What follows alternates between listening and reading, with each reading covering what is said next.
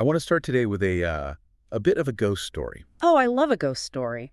Right, but not the kind with rattling chains or haunted houses. This is a literary ghost story. Oh. It's about someone who was, by every metric available in the 19th century, a massive celebrity. Huge. A total juggernaut. Exactly. I mean, she published a novel every single year for 30 years. She was a favorite of Charles Dickens. Her books were sold in New York, London, Leipzig. She was the definition of a household name. And yet, if you were to walk into a university English department today and ask about Harriet Parr, Or even her pseudonym, right? Holme Lee. yeah, Holme Lee, you ask about either of those names today, and you would likely be met with total silence. Which is just wild to me. That's what makes this deep dive so weird. We aren't looking at some underdog who was discovered later, like a Van Gogh situation. Right, someone who is ahead of their time. We're looking at a titan who just completely evaporated. We have all her biographical records, the publication history, the reviews from the era. So the mission for today's deep dive is to figure out how you can be that big and then just vanish. It's a great question. And to figure out who Harriet Parr was, I think you really have to understand the where and the when. Set the scene for us. So she was born in York in 1828. And looking at her early life, she fits a very specific demographic profile that fueled the whole Victorian publishing engine. Right, the commercial traveler father. Yes. Her dad was a commercial traveler, so they were middle class, respectable, but definitely not rich. And crucially, she never married. Which in the 1850s presents a pretty distinct economic problem for a woman. It does. It means you have to work to support yourself. And for a woman of her social standing back then, the options were incredibly limited. You couldn't just go work in a factory or a shop without entirely losing your social caste. So she did what Charlotte Bronte did, what so many educated but poor women did. She became a governess. It really is the default setting for Victorian protagonists, isn't it? It is the absolute cliche, yeah. But here's the difference I notice when looking through the sources. When we think of the quote-unquote governess writer, we immediately think of the Brontes, writing these dark, stormy, passionate books on the moors. But Parr seems very different. Very, very different. The Brontes wrote from a place of intense, almost suffocating isolation. But Parr, she seems to have viewed writing strictly as a career move. a way out of the governess life. Exactly. Her first book, Maud Talbot, hits the shelves in 1854, and it worked. It sold. And once she realized she could actually sell books, she turned into an absolute machine. Machine is the right word. I was looking at the bibliography, and it's exhausting just to scroll through. From 1854 to 1883, she produced roughly one novel a year, consistently. Always with the same publisher, too, Smith, Elder and Company. That consistency is the first real clue to her success, and honestly, perhaps her later disappearance, too. In the Victorian literary market, reliability was a major commodity. She wasn't agonizing over every sentence for 5 years? No, not like a Flaubert or someone like that. She was producing content for a very hungry market. To use a modern term, she was essentially a reliable content creator. A one-woman Netflix dropping a new season every year right on schedule. Most of this was published under the name Holme Lee, but the sources mentioned she sometimes used her real name, Harriet Parr. Why the split? Was she trying to hide her gender with Holme Lee? No, Holme Lee is obviously female-coded, or at least neutral enough that it didn't really matter. It wasn't like George Eliot trying to be taken seriously as a man. Right. The split seems to be all about branding, which is a concept we think of as modern, but it was very much alive back then. Holme Lee was the brand for fiction. It promised a certain type of story to the reader. But when she wrote nonfiction, Right, like her History of Joan of Arc in 1866. For that, she used Harriet Parr. The Life and Death of Jeanne d'Arc. That's the one. It suggests she compartmentalized her work. Holme Lee pays the bills with the novels, and Harriet Parr does the serious, intellectual heavy lifting. It's a fascinating distinction. It implies she knew exactly what she was doing. She wasn't just struck by sudden inspiration, she was actively managing a portfolio. Managing a portfolio is a perfect way to phrase it. Let's talk about the quality of that portfolio, because it's really easy to dismiss high-volume writers as just hacks. But she had a seal of approval that is basically the Victorian gold standard. Oh, yes. Charles Dickens. Dickens didn't just tolerate her, he actually bought her work. He was an active fan. You have to remember, Dickens was a magazine editor just as much as he was a novelist. He ran Household Words and later, all the year round. He needed good material to fill those pages every week, and he had a very high bar. And getting into the Christmas number of a Dickens magazine, that's a huge deal, right? It was the Super Bowl of Victorian publishing. The Christmas editions sold in massive numbers, and Dickens bought 3 stories from her specifically for these issues. We're talking about titles like The Poor Pensioner in 1855 and The Club Night in 1860. Yeah.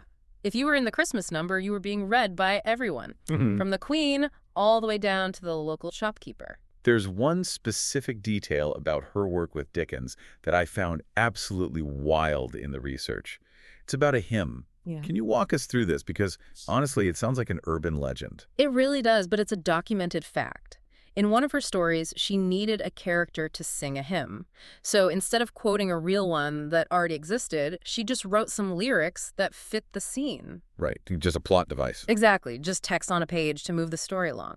But the public completely latched onto it. They didn't see it as fictional text, they saw it as a spiritual truth. Someone set it to music. Yes, someone set it to music, and it started getting passed around, and eventually this piece of prop writing from a Holme Lee story ended up being included in actual Protestant hymnals in both Britain and the United States. That is bizarre. That's like a song a character hums in a Marvel movie ending up in a Catholic mass 20 years later. It is, but it shows the permeability of culture back then. Literature wasn't just entertainment, it was moral instruction. If a sentiment in a novel felt true or holy to people, they just adopted it. It didn't matter that it came from a commercial fiction writer. Not at all. So she has the volume, she has the Dickens endorsement, she has the massive cultural impact. But we really need to talk about the why. Why was she so incredibly popular? Because when I read descriptions of her plots today, they sound incredibly safe. This brings us to the most important economic factor of the era, and probably the real reason for her massive success. We need to talk about Mudie. Charles Edward Mudie, Yeah. the man who owned the library. Though library is almost too small a word for what it was, Mudie's Select Library was a monopoly. In the mid-19th century, novels were prohibitively expensive to buy outright. A standard novel cost 31 shillings and 6 pence. Which was a lot. That was more than a week's wages for a skilled clerk. It was a luxury item. So nobody actually bought books. Very few people bought new novels. They rented them. You paid a guinea a year to subscribe to Mudie's, and you could take out 1 volume at a time. Mudie controlled the entire distribution pipe in London. Wow. If he didn't stock your book, you literally didn't have an audience. He was the algorithm before algorithms existed. And I'm guessing Mudie had a very specific taste in what he stocked. Very specific. He viewed himself as the ultimate guardian of middle-class morality. He famously refused to stock anything that a parent couldn't read aloud to a daughter in the drawing room. So no sex, no scandal, no radical politics. None of it. And this is where Harriet Parr becomes an absolute genius of the market. She didn't just write for Mudie, she optimized for him. There's a quote from a contemporary review in the sources that describes her work as strictly conforming to decency, depicting, quote, shy maidens and their decent love problems. It sounds kind of scathing to us now, doesn't it? Decent love problems. It sounds so boring. It does. But to Mudie, that description was money in the bank. It meant 0 complaints from his wealthy subscribers. It meant the book was perfectly safe to ship to every vicarage in England. Wait, the economics go deeper than just being safe, right? You mentioned the price earlier, 31 shillings.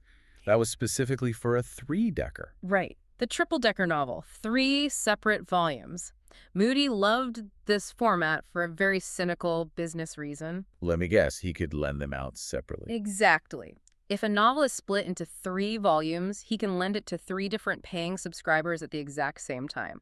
Subscriber A has volume 1, subscriber B has volume 2, subscriber C has volume 3. He literally triples his inventory efficiency. That is devious. It's brilliant capitalism. But it kind of ruined the art form for a while because authors had to fill 3 whole volumes just to get paid by the publishers. So you get these bloated, incredibly slow-moving plots. And Harriet Parr was good at this. She was a master of the triple-decker.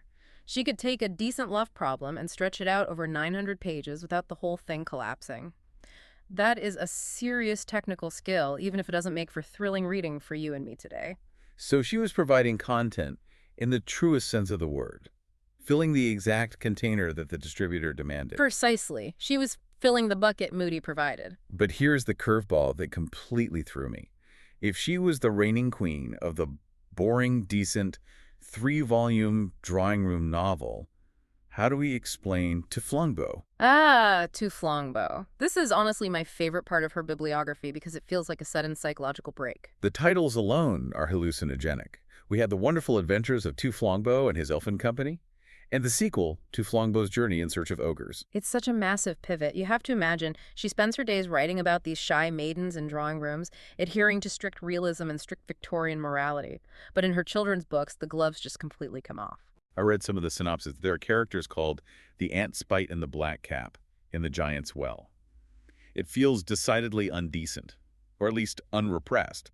That's the beauty of Victorian fairy tales. It was the one single genre where women were actually allowed to be weird. You couldn't have a monster in a drawing room novel, but you could absolutely have one in a fairy tale. So it was an outlet for her. Exactly. It suggests that Harriet Parr had a much wilder imagination than her mainstream novels let on, but she suppressed it most of the time to pay the rent. And interestingly, the fairy tales had a much longer shelf life. Legends from Fairyland was actually reissued as late as 1907, years after she died. Yeah. These beautiful Art Nouveau illustrations. Which makes total sense when you think about it. Decent love problems age poorly. They're tied to the very specific social rules of 1860. But a journey to find ogres, that's timeless. Right. The fantasy work bypassed the Mudie filter entirely and connected with something a bit more primal. I want to zoom out to her global reach before we get to the end of her life, because she wasn't just a London phenomenon. The notes mentioned she was published in Leipzig by a firm called Tauchnitz. Why does that matter? Bernhard Tauchnitz is a key piece of the publishing puzzle here.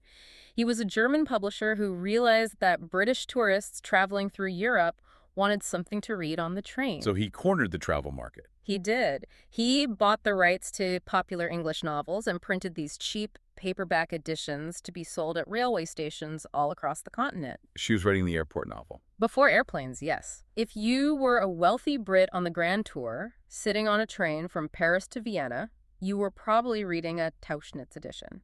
And Harriet Parr was a staple of that collection. Which proves she wasn't just a library author. Not at all. She was a mass-market commercial juggernaut. People genuinely wanted to read her to pass the time. So we have this massive career.